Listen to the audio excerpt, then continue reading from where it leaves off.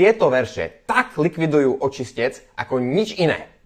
Alebo možno sú aj ďalšie verše, ktoré ho likvidujú, ale tieto ho likvidujú absolútne úžasne. Každý kňaz, ktorý svetu slúžia, samozrejme to bolo o kňazoch v starej zmluve, ktorí obetovali nejaké fyzické obety, nejaké zvieratá. Teraz máme kňazov v novej zmluve, v katolíckej cirkvi, ktorí sa tvária, že stále na novo obetujú Ježiša Krista, jeho fyzické telo. Toto je moje telo. Hoc est corpus, hocus pocus. Z toho to inak vzniklo, hocus pocus, z týchto katolíckych čarodejníctiev, ktoré sa snažia robiť. Prečo prinášajú tú obetu stále znova a znova? Prečo sa stále vracajú a prečo stále vyznávajú svoje hriechy? A prečo stále chodia na tie spovede? Pretože nemajú čisté svedomie. Prečo nemám čisté svedomie? Pretože tieto veci len symbolicky očisťovali človeka. Nikdy mu nepriniesli spasenie. Preto tie obeti nemohli nikdy sňať hriechy. Jediná obeť, ktorá mohla sňať hriechy a ktorá sníma hriechy, je tá skutočná. Je skutočný Ježiš Kristus pred necelými 2000 rokmi na kríži na Golgote.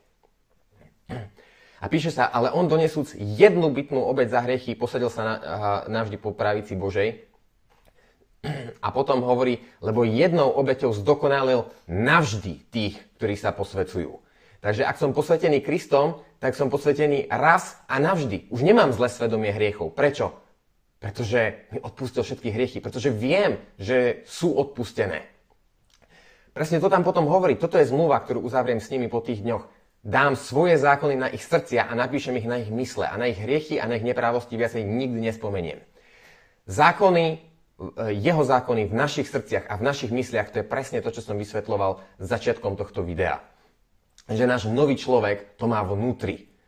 A čo bude robiť s našimi hriechmi? Nikdy viac na ne nespomenie. Tak ako potom funguje to, že prídem do kúpelky neba a poviem mi, vieš, ale si taký hnusný a špinavý a objal by som ťa, ale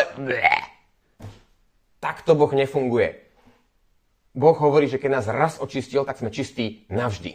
V ďalšej vete hovorí, a kde je toho odpustenie, tam viacej netreba obetí za hriech. Ja nepotrebujem, aby sa za mňa ten Kristus obetoval znova a znova a znova, keď jednou obetou ma zdokonalil navždy.